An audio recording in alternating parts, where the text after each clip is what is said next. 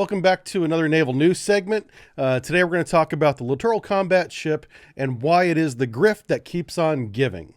Now, I've seen a lot of photos like this on social media and in some news sites lately, pointing out that our ships coming back from sea look terrible, full of rust, falling apart apparently. I would like to say real quick before we get into this, having a ship come back from sea looking like this means that we're using the ship and that she's been at sea for a long period of time. Whenever we start seeing our ships looking like this example here, going to sea instead of coming back from, that's really a problem. But in the case of the LCS program, as I'm going to demonstrate for you today, the problems with this ship go much farther than its appearance. So for today's topic, we're going to go to the Government Accountability Office report from April 2021. This one was about littoral combat ships. Unplanned work and maintenance contracts create scheduled risks as ships begin operations. All right, just some selected points that I've highlighted here for you guys to read. Again, this report is free and open to the public. All of you can go read this yourself. I'll provide a link in the description where you can get it. But from the report, ships delivered late from the LCS class are delivered late with increasing cost and less capability than planned. The Navy also encountered problems as LCS entered the fleet, including higher than expected cost for contractor maintenance and numerous mechanical failures. In 2020, the GAO reported that the major maintenance on other surface ships using the same contract approach as LCS was 64 days late on average, over 2 months late on their maintenance being done, finished, complete, wrapped up. And so it isn't just a money cost. There's also a time delay that is pushing more and more maintenance further back because this snowballs, this cascades on the maintenance schedule. The GAO found that both LCS variants carry smaller crews and rely more on contractors for maintenance than any other Navy ship. While this strategy was intended to reduce operating costs, it contributes to the challenges in the Navy strategy, contracting maintenance. So we have contractor travel is one of the problems. U.S. law states that foreign contractors generally cannot conduct certain types of maintenance in the LCS program. This results in the Navy paying for contractors to regularly travel overseas to perform a routine maintenance. The GAO has sampled 18 delivery orders, and that's what we're going to focus on today, are 18 examples out of 275, and see how much these cost, how much waste is there involved, how much more expensive is it than we originally were told it was when this program came about over a decade ago. There's also a high reliance on the original equipment manufacturers. OEM is a big problem because we did not develop these technologies ourselves. We are leasing this technology license from other manufacturers who retain proprietary information that they will not share with us, even though it's on our warships. That's a huge issue that we're going to get into. The GAO found that 18 LCS maintenance delivered orders it reviewed for the Navy had to contract more repair work than originally planned, increasing the risk to completing the LCS maintenance on schedule. A majority of this unplanned work occurred because the Navy did not fully understand the ship's condition before starting maintenance. That goes back to not training our sailors well and knowing the equipment the way that they should, because in the case of the LCS, the sailors are there to stand the watch, to clean the ship. They don't even do the routine maintenance that they would normally do in the past. That load has been passed on to contractors who are not on board. The Navy has taken 2 steps to address this. The first is setting a price for low dollar value unplanned work to save negotiation time. So if it's a small maintenance thing, the Navy offers some money for someone to come out and do the maintenance real quick because our sailors aren't trained to do it, even routine maintenance. Someone out there, a contractor like me, now I'm a military contractor myself, will take the money and go do the maintenance for them. The second thing is procuring some materials directly instead of waiting for contractors to do so. So the Navy will buy their own materials instead of waiting for contractors to buy it. That way the material's on board when the contractor gets there. It saves some time.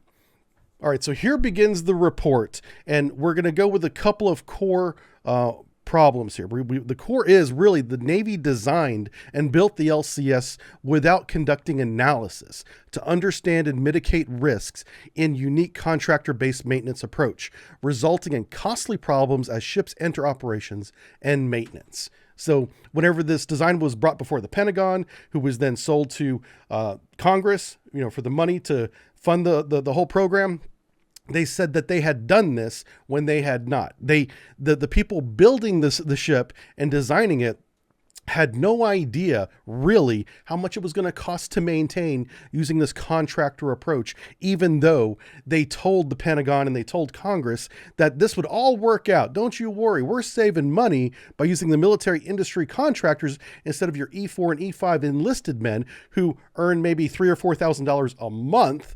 We're paying contractors millions of dollars, as you'll see soon, to do this maintenance. That is in no way ever going to save money. And anybody that has been in the military, I blame the people in the Pentagon in this case, they know that hiring military contractors to do routine maintenance is going to be far more expensive than having your enlisted person, like I was, do it. Train the enlisted person. The person is already on board. He can do the maintenance after watch, as we have always done until this program came out. So the report found that using the contractor style maintenance is costing more than $13 billion more than originally budgeted over the cost of the entire program. From a total of the 275 delivered orders, they selected 18 LCS delivered orders to analyze. And that's the number that they came up with. Over the course of the program, there's going to be a total of 35 LCS ships. They haven't built all 35 yet, but that's eventually what we're going to have. And it's that number for that maintenance is very high, but it's actually $13 billion higher than they told Congress it would be originally. Okay, so one of the key features of this LCS program was to use failure prediction based on automation that would monitor ships' systems and then contract shore-based contractors instead of sailors to come out and maintain the systems. So there are additional sensors all over the equipment, whether it's in the software or a physical sensor on something mechanical that says, hey, this part is beginning to wear. It's time to replace it before it fails. Well, that's a great idea, but it doesn't work. Okay, parts are failing before they were expected to fail without the automation detecting it. And while integrating the core and mission crew in 2016 helped increase the crew size from 70 sailors to 40 sailors. So we're already seeing increased crews on these LCSs, almost double what we had originally planned to put on them. Even though the sailors aren't doing routine maintenance, they're standing watch and they're cleaning the ship like a good little enlisted men. We're putting 70 sailors on these ships instead of the original 40 we told. So we don't have the manpower savings that we thought we were going to have, maintenance cost aside. Okay, so like we said, the LCS has a unique acquisition and sustainment strategy that results in heavy reliance on contractors rather than sailors for all types of maintenance. This includes routine maintenance that sailors used to do all the time. We're now paying outside contractors to come and do. And guess what? Those contractors have to travel overseas a lot of times to complete non-voyage repair work. Stuff that's just scheduled to be repaired, but you're in Singapore or you're in Japan, and the contractors have to fly to wherever you are to do this routine maintenance. This requires a heavy reliance on commercial system manufacturers. We are integrating contractors, military contractors, into our military availability. So to help mitigate this problem that has now been identified and we're seeing, the Navy has introduced a Navy-led maintenance execution teams, or METs, M-E-Ts, to take over some of the routine maintenance duties typically conducted by contractors. Contractors will continue to play a role in the maintenance part of LCS, but some of the routine maintenance sailors will begin to do. This is going to put further demand on the number of sailors we need on these ships. You're also going to have to train these sailors. So is there an A school and C school to do this routine maintenance? If there isn't, we got to write that pipeline, integrate that training pipeline into the enlisted person's career path before he goes to the ship. All these little things add up and cost more money and time. Under statute, LCS generally cannot use foreign contractors to conduct corrective and preventive maintenance or repair and facility maintenance while the ships are overseas. The Navy sought legislative change because of this in 2017. It determined that it was not cost-effective to have U.S.-based contractors travel from the States overseas for routine ship cleaning and corrosion. Hull maintenance that ships are going to need. The enlisted people aren't being allowed to do because the contractors have to come and do it. This is why I call this a grift. The person who sold this to the Pentagon, who then sold it to Congress to get approved, he's like the Wolf of K Street. He's the smartest person in Washington because he's running around with bags full of money now from just these maintenance contracts alone. Never mind all the problems we had building these ships that were produced and commissioned in the United States Navy without systems on board that they were originally supposed to have. Most of them didn't even have hardly any weapons on them. I've gone over that many times. The systems on board these ships have inherent problems, like the combining gear not working. All that aside, all those problems aside, the maintenance contract that requires the Navy to use contractors is a cash cow for the military industry contractors. Currently, the Navy is paying flyaway teams, meaning U.S.-based contractors, to travel overseas to conduct routine, non-major LCS maintenance, a higher cost that's unique to the LCS program, because other ship programs, I'll use the 688 one that I was on, we did routine maintenance all the time because we were trained to do it, and we took the time to do it. We didn't have to fly anybody out whenever we pulled into port, wherever we were in the world, to come do our routine maintenance. The Navy will continue to use flyaway teams of contractors at least until the METs are implemented. So this idea of this maintenance team isn't even implemented yet, and the Navy expects that it'll be 5 years before the maintenance teams can begin doing routine maintenance. Why so long? It makes no sense to me. Train the sailors, get them on board to do the maintenance. That shouldn't take 5 years. A lot of enlisted contracts won't last 5 years. Someone could join the Navy to be on a maintenance team and never do a single thing on that team because it hasn't been implemented yet. Just to give you an example, 5 years is way too long to be implementing this correction. Now I want to address the OEM problem. The Navy is incurring delays because it has to work with multiple third parties. So who are the three parties? The first party, U.S. Navy on board the ship. Second party, military contractor, kind of like me. Third party, OEM, original equipment manufacturers, who have proprietary data that they do not share with anyone because it's proprietary to their business. It's their livelihood. So anytime maintenance comes up to this proprietary data boundary, whether it's software or mechanical, the contractors have to be hands off. We're done. This is as far as we can go because that's proprietary. One, we don't understand it because it's not our system. We now need to get these manufacturers involved to come to Singapore or wherever we are in the world to come and continue the maintenance. First, the LCS maintenance strategy requires coordination between multiple contractors, numerous OEMs, and regional maintenance centers. So coordinating those three things is very difficult to do. Everybody has to have availability at the same time, and that doesn't happen right away. You have to make sure everybody can be there at the same time, and that could be farther and farther down the road than if it was just one person saying, hey, I can be there in a couple days. The Navy's most recent LCS program review in 2016 stated that critical systems, such as the engines, have been shipped to foreign OEM repair cases when there's no US-based company that could repair these systems. So they're literally taking the engines out of these ships, crating them up, shipping them to the OEM manufacturer, wherever that may be in the world, and say, fix this and bring it back to us. They get it back, put it back in the ship, instead of fixing it on site, because it's an OEM repair. We're not allowed to do it. The contractors can't do it. And so we have to have the original manufacturer do this. In March 2020, the LCS program planned to use contracted maintenance. And as a result, program officials stated that they did not purchase the technical documentation necessary to maintain systems used on board the ship. So even whenever we hired contractors to come out and do the maintenance. There are some maintenance where they don't have the books for, because the contract for the contracted maintenance apparently didn't require them to bring or purchase access to all the technical manuals, requiring the Navy to say, okay, you've gone as far as you can go, contractor, here's your money, because they get paid up front. And then they have to go to the OEM manufacturer and say, finish the maintenance, because our contractors didn't have the technical documentation, because they weren't required to. Tell me this isn't a grift.